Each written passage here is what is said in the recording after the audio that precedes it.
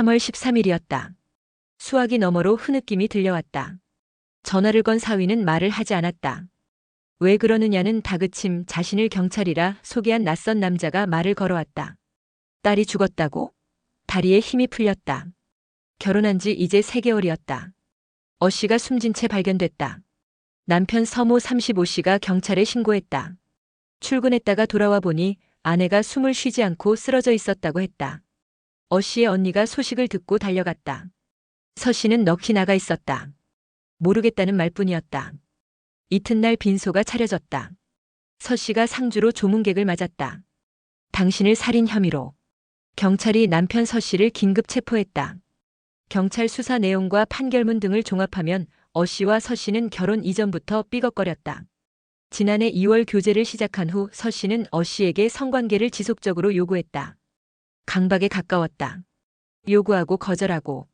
다툼과 화해를 반복하던 그해 8월 어씨는 임신 진단을 받았다. 미리 계획했던 베트남 여행을 함께 떠났고 임신 초기였던 어씨는 하열 증세를 보였다. 하지만 서씨는 성관계를 계속 요구했다. 어씨는 얼마 지나지 않아 유산했다. 유산 이후에도 복통과 하열은 이어졌다. 약 한 달 뒤 어씨는 자궁 내 임신과 자궁 밖 임신이 동시에 이뤄진 병합 임신 판정을 받아 나팔관 한쪽을 제거하는 수술까지 받았다. 서씨의 성관계 요구는 강요에 가까웠다. 지난해 12월 결혼 후 하열로 병원 진료를 받던 어씨에게 서씨는 성관계를 또 요구했다. 어씨는 결혼 생활 도중 지인들에게 남편의 관계 요구 때문에 힘들다, 결혼을 후회한다, 사이코패스와 결혼한 것 같다 등 문자 메시지를 보냈다. 언니에게도 남편이 반복적으로 전화를 걸어 누구와 있는지 추궁한다며 고통을 호소한 것으로 전해졌다. 어씨는 올해 2월 서씨에게 이혼을 통보했다. 서씨는 이를 받아들이지 못했다. 3월 초 어씨의 휴대폰을 훔쳐보기 시작했다. 어씨가 지인들에게 남편의 과도한 성관계 요구와 고성 욕설을 토로했던 메시지를 확인했다. 서씨 모친의 장애가 아이에게 유전될 수 있다는 걱정의 글도 있었다. 범행 당일 부부는 지인들과 오랜 술자리를 가진 뒤 새벽에 귀가했다. 서씨는 또 성관계를 시도했다. 어씨는 거절했다. 서씨는 오전 5시쯤 수면 유도제를 복용한 어씨가 잠들어 있던 안방으로 들어갔다.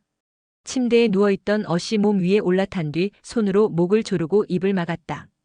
잠깐의 시간이 지나고 서씨가 집 안 상황을 녹화하던 홈캠 애플리케이션 앱을 삭제했다.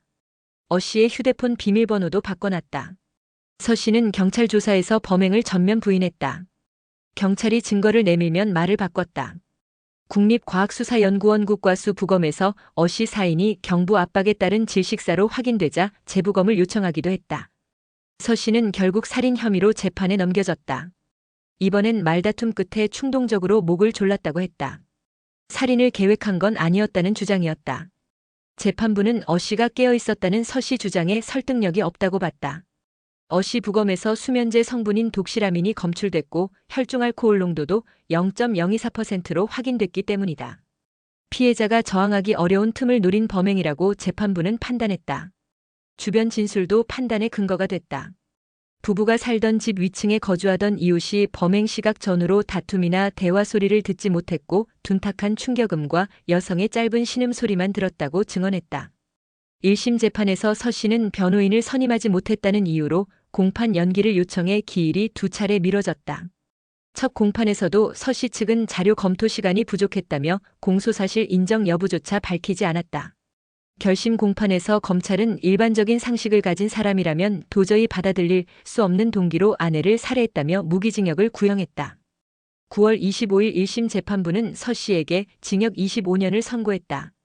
판결문에는 반복된 성관계 강요 이를 거부한 아내에게 이혼 통보를 받자 격분의 살해에 이른 점, 수면제와 술의 영향으로 저항이 어려운 상태를 이용한 점, 장례식장에서 상주로서 슬픔을 연기하며 유족을 기망한 점 등을 두루 적시했다. 재판부는 가정은 어느 곳보다 안전하고 평온해야 할 공간이나 서씨는 그 안에서 배우자를 무참히 살해했다며 피해자가 숨이 멎는 순간까지 느꼈을 공포와 두려움, 배신감은 감히 상상하기 어렵다고 질타했다. 이어 범행 이후 증거를 없애거나 책임을 회피하려는 태도에 대해서도 극히 교활하고 반인륜적이라며 피해자에 대한 사죄가 진심인지 의심하게 한다고 했다.